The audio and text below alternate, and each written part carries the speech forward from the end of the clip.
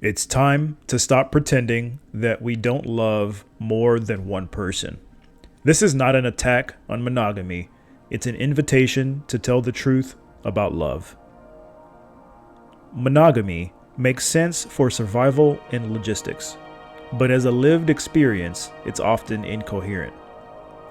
Life is infinite, and with it comes infinite ways to meet, relate, and love. Monogamy is one beautiful expression, but it's not the only one. What we don't talk about is this. We love more than one person, not just over a lifetime, sometimes at the same time.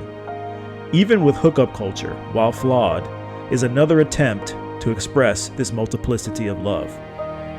In relationships, we say things like, if you really loved me, you wouldn't look at her. If you loved me, you wouldn't talk to him. But the truth is that love is not absent. It's just that it's bigger than the two of us. See, our culture has merged sex, romance, loyalty, companionship into one container we call relationships. But all of those are separate expressions of love. And when one breaks, we act like the whole thing is ruined. Emotions matter, boundaries matter, but they don't change the fact that we relate and we want to relate. Love is the force that moves the universe. The river doesn't ask permission to flow, it just does. It even carves stone to keep flowing. The highest love is acceptance. When trust is broken, the saving move is acceptance and liberating the other person to pursue love in the way that they feel called to do so. Your pain and hurt is not a sign of damage, but a sign that your love lives on for them in the form of disappointment. The human mind is simply too biased to accept infinite love because it prefers love in certain ways, such as monogamy or polyamory.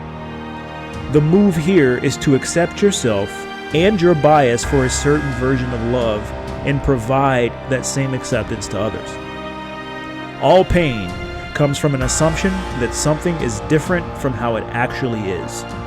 All love comes from the acceptance that something is exactly as it is. Dating as a tradition is dying a slow and painful death because there is a lack of acceptance in the truth of the matter. There are no shoulds in life, only what absolutely is. Hookup culture, polyamory, and cheating are among the chief sources of pain due to the lack of accepting them as what they are. Dating cannot evolve into its next form because its transformation is being restricted by the many attempts to prevent it. Here are 10 ways we restrict the impermanence of dating in its current form and make things harder for ourselves. Number 1. Shaming non-traditional desires.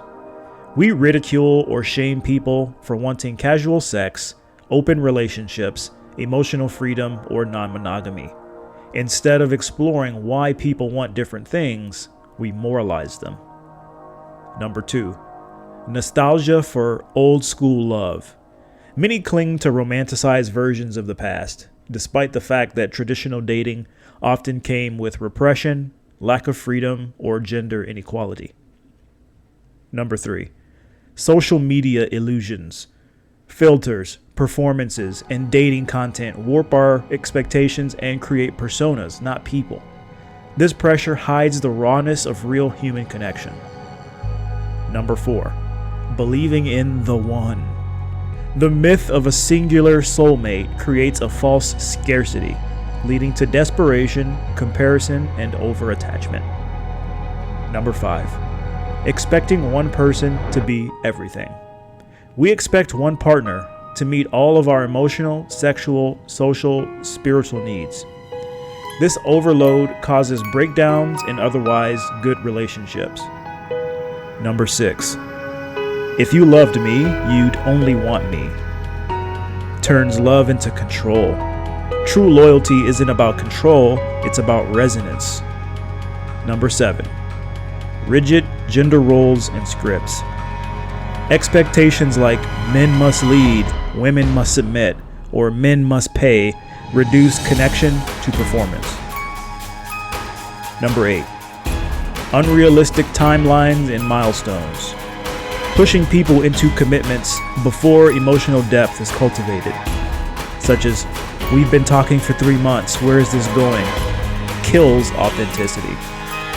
Number 9. Seeing breakups as failure.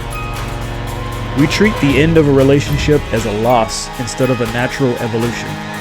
This process pressures people to cling to things that no longer serve them. Number 10. Suppressing desire and curiosity. We silence natural impulses to explore, connect, or feel, which only causes more disconnection and resentment later. The fact of the matter is that everyone and everything acts out of love.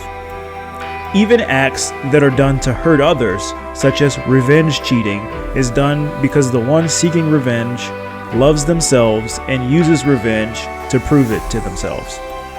Look closely at all the happenings of life, and you will find the footprints of love if you are selfless enough to look for them. It is not necessary to hold on to traditional dating, and it is also not bad to prefer it or to fight for it. A corollary of infinite love is impermanence. Impermanence is truth that is deeply embedded within life and reality. Everything is always changing, and even dating does not escape impermanence, and it does not escape death. Dating is not dying because of the immorality of humans, but because of the inevitability of change. We may maintain labels such as dating, marriage, love, and so on, but the labels are arbitrary. The thing itself is always undergoing a change. The longing and sadness we feel when things change is the mechanism by which the universe expresses a final cry of love for something before it transforms into something new. Each time you feel this way, it also changes you. So again, I invite you to tell the truth about love, about your love in a way that you imagine it to be. And I invite you to liberate and accept the love of others, for love is all there is.